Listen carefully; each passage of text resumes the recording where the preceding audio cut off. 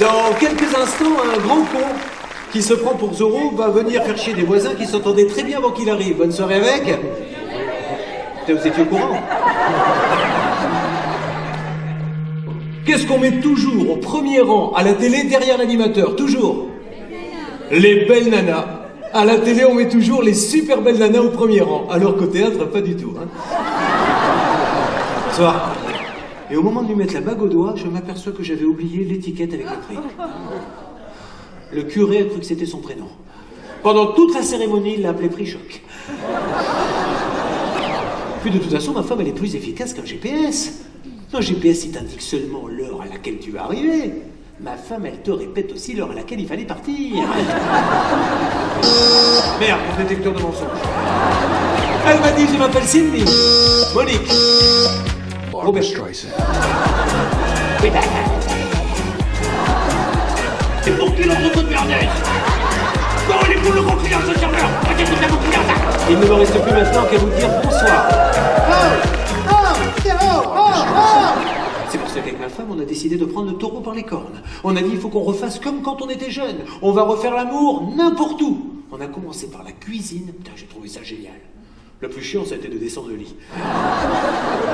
Je suis votre anesthésiste low cost. Et je suis venu vous endormir juste avant votre opération.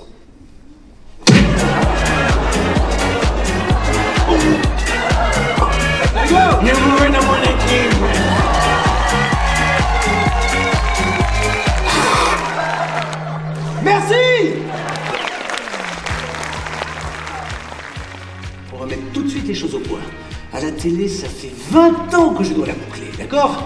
Alors ce soir, c'est marqué sur l'affiche, je me lâche. Jean-Joseph Courbet, bienvenue sur Lorena TV. Ben, merci à vous. Vous êtes aujourd'hui à Cérémon, donc pour nous présenter votre one-man show. Cela fait plusieurs années que vous faites de la télévision. Qu'est-ce qui vous a donné envie de faire du one-man show et pourquoi avoir attendu si longtemps? Alors en fait, ce que savent pas les gens, c'est que j'ai démarré par le one-man show. Alors, j'ai pas fait du one-man show, mais avant d'être animateur, j'écrivais des sketchs. En fait, j'étais à Bordeaux même à l'époque, j'écrivais des sketchs, je les envoyais un peu partout. Un jour, Jacques Martin m'a fait monter à Paris. Et mon premier job à Paris, ça n'a pas été la télé et la radio, ça a été d'écrire des sketchs pour une émission de Jacques Martin qui s'appelait Ainsi Fonfon, qui était le dimanche vers 17h. Et il y avait Laurent Gérard, il y avait Virginie Lemoine, et je leur écrivais des sketchs. Donc le matin, je mettais mon réveil, je lisais la presse, j'écrivais. Et j'étais en train d'écrire un one-man show pour moi, puisque c'était mon métier, quand tout d'un coup, un producteur de télé, Gérard Louvain, m'a téléphoné en disant « Voilà, je fais un grand casting de jeunes animateurs, est-ce que vous voulez venir ?» J'y étais, ne pensant pas une seconde que j'allais le gagner. Je l'ai gagné, il m'a dit « Est-ce que ça vous dit de faire sans aucun doute ?» Je me suis dit « Bon, je vais faire ça un an, puis dans un an, je reviens à la scène, etc. » Et puis la télé, c'est un espèce de rouleau compresseur. Déjà, vous vous installez dans le succès, vous vous installez dans la notoriété, donc c'est quand même plaisant. Vous vous dites, bon, je refais un an, puis 2 ans, puis 3 ans, puis une deuxième émission, une troisième émission, puis 20 ans après, vous vous réveillez un matin en vous disant, bon, ok, super, mais c'est pas ce que je voulais faire au début. Et là, je me suis dit, c'est fini. Maintenant, quoi qu'il arrive, j'y vais. Donc, j'ai fait tout ce qu'il fallait. J'ai même décidé d'arrêter toutes les émissions un peu sérieuses pour aller sur des trucs un peu plus divertissants, pour que les gens se disent, à un moment donné, bon, c'est vrai qu'il peut faire rire. Et voilà comment j'en suis arrivé à être ici. Ça fait 2 ans maintenant que j'ai travaillé pour aller sur la scène, que j'étais joué dans des petits restaurants, dans plein d'endroits, on en reparlera tout à l'heure, et pour pouvoir venir, quand je viens dans des belles salles comme ça, pouvoir présenter un truc qui a été carré, éprouvé, testé dans tous les sens. Alors c'est un spectacle qui a déjà connu un franc succès, notamment à Paris. Quelle est la clé du succès? La clé du succès, enfin, moi ce que j'ai appris, alors quand vous dites un franc succès, c'est gentil, hein, ça me touche beaucoup, mais on n'en est pas encore là, parce que moi je joue dans des salles de... j'ai démarré dans des salles de 80 places, aujourd'hui je joue dans une salle de 200 places. C'est vrai que les critiques sont très bonnes, mais ce n'est rien comparé aux 1500, 2000, 3000, 4000 que font les Robins et tout ça, mais je sais, ça ne me pose aucun problème, que moi il va me falloir 5 ou 6 ans, je dis bien 5 ou 6 ans pour arriver à... C'est comme ça, le one-man show. Ce qu'il faut bien expliquer à vos téléspectateurs, c'est que le fait de s'appeler Courbet, c'est pas un avantage. Ça n'amène rien. Les gens se disent, ah mais parce que c'est Courbet, on va se précipiter. Au contraire. Au contraire, ils s'y attendaient. Courbet, ils se projettent l'image du type de la télé. Ils se disent, je vois pas pourquoi j'ai racheté un ticket pour aller voir ce mec-là. Autant aller voir Foresti, etc. Donc moi j'ai double dose pour aller les convaincre de ville en ville, sur des 100 places, 200 places, regardez. Et effectivement, quand ils sortent, ils disent oui, c'est drôle, oui, vous êtes fait pour ça. Donc ils vont en parler à leurs cousins, copains, et de 200, l'année d'après, on fera 300, etc. Maintenant, pour en revenir sur les clés du succès, je crois que la première chose, c'est que le public, il est très intelligent, il comprend tout. Donc déjà, si vous lui donnez l'impression, quand vous êtes sur scène, que vous vous ennuyez, vous aurez beau avoir le texte le plus drôle. Donc moi, je crois qu'il semble que je suis comme un gamin qui adorerait le football et qui jouerait en première partie du Stade de France. Après, la deuxième clé du succès, il faut avoir des bons textes, ça c'est évident. Donc nous, les textes, pendant 2 ans, je les ai écrits, j'ai fait passer derrière un type qui m'a remis tout en place, qui m'a dit ça c'est moins drôle, ça c'est plus drôle, ça il faut le travailler un peu plus, ça il faut l'allonger, ça il faut le raccourcir. Et après, pendant 2 ans, on a été de petite salle en petite salle, on jouait, et au fond de la salle, le metteur en scène, il mettait une croix verte quand ça riait, et une croix rouge quand ça riait pas. Et on s'est dit, on n'ira pas faire des grandes salles tant qu'il n'y aura pas que des croix vertes. Donc on a réécrit. Ça veut dire que sur certaines vannes, j'ai pris des vents, mais monumentaux. Et puis sur d'autres, des rires, et on enlevait, jusqu'à ce que ça soit nickel. Et après, la troisième clé du succès, c'est qu'au début, j'étais pas bon. Moi, je l'avoue honnêtement, les premières fois où j'ai joué, les textes étaient là, mais moi, je ne savais pas, je récitais. Et au bout de 2 ans, et après l'avoir joué 200 fois, ça y est, on apprend à placer la vanne exactement comme il faut, on apprend à placer la voix, l'intonation, le rythme. Et tout ça fait que le fait d'être content, le fait d'avoir un bon texte et le fait de bien le jouer, à un moment donné, waouh, le truc qui décolle. Alors, vous parliez de votre texte, vous êtes inspiré aussi de vos proches, de votre entourage. Bah moi je fais ce qu'on appelle du comique d'observation et je crois que c'est la première façon de faire rire, c'est d'envoyer une image aux gens et d'ailleurs vous les entendez au premier rang, ils disent ah oui c'est vrai. Et quand voilà, Gad Elmaleh le fait merveilleusement bien.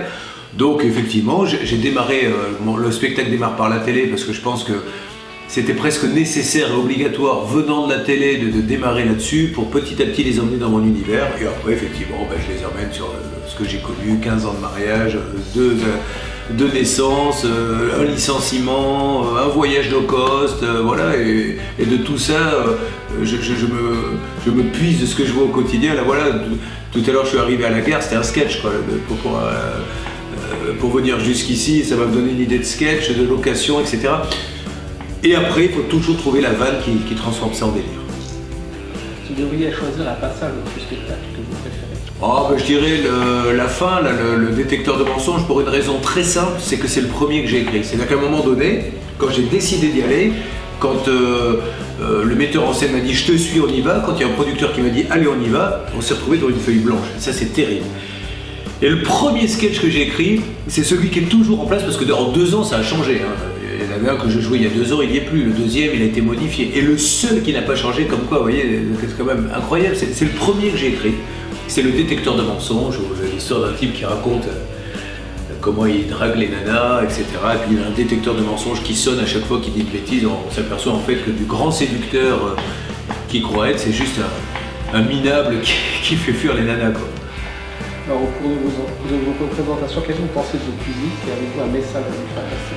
Le public, moi le message que j'ai envie de faire passer à ceux qui regardent et qui ne sont pas venus, c'est il faut oser à un moment donné dépasser les préjugés. C'est vrai, et je me mets complètement à la place que quand on va acheter des billets et qu'on se dit Florence Foresti, Franck Dubosc, Kev Adams, qui vous voulez, Julien Courbet, le premier réflexe, c'est pas de se dire on va aller voir Julien Courbet. On va se dire on va voir ce type-là. Et moi je leur dis, des fois il faut savoir dépasser les préjugés, de se dire mais c'est le mec de la télé, non, c'est complètement autre chose et avoir cette curiosité de se dire mais tiens, et c'est pour ça que je suis content ce soir parce qu'il y a beaucoup de monde, mais ils ont eu la curiosité de se dire on va quand même aller voir. Et après c'est mon job à moi, une fois que vous êtes dans la salle, de les faire rire. Donc ça c'est le premier message. Et surtout arriver décontracté, parce que l'avantage de la province, c'est pour ça que pour rien au monde je changerai toutes ces dates de province, c'est qu'à Paris les gens arrivent stressés, je vous assure, ils s'assoient, ils regardent leur montre, ils ont mis 2 heures à se garer, ils ont pris un PV, et que quand on arrive comme ça pas forcément dans des grandes villes comme ici à Saint-Revanche, les gens ils sont contents d'être là. Alors après, c'est pas parce qu'ils sont contents d'être là qu'ils vont rire, c'est à mon job d'aller faire rire, mais au moins ils sont heureux d'être là. Et voilà, je les remercie en tout cas pour ceux qui étaient là et pour les prochains de me faire confiance. Alors entre la radio, la télévision et la scène, qu'est-ce que vous choisiriez? C'est toujours difficile de choisir. J'ai envie de vous dire que la plus grosse dose d'adrénaline, elle est sur scène. En 2, la radio et en 3, la télé. la scène, comment vous expliquer, en télé, ce qu'il faut bien comprendre, c'est que voilà, on a 2 caméras, je peux pas me déplacer. Vous voyez, si je m'en vais là comme ça, pim, je suis plus à l'antenne. Donc je suis obligé de vous prévenir à l'avance, attention, je vais me déplacer, donc il va falloir tourner la caméra. Donc tout ça fait que vous perdez de toute façon en spontanéité, vous pouvez pas faire ce que vous voulez. La radio, c'est le niveau au-dessus. La radio, vous pouvez quand même dire, tiens, on appelle un tel, mais vous avez quand même, il faut faire attention à ce qu'on dit, parce que tous les publics écoutent, il faut faire attention à lancer les pubs, etc. La scène, c'est un espace de liberté totale. Bien sûr que j'ai un texte, mais je fais ce que je veux. Si j'ai envie de sortir du texte pour aller m'amuser avec la nana au 2e rang, je vais le faire.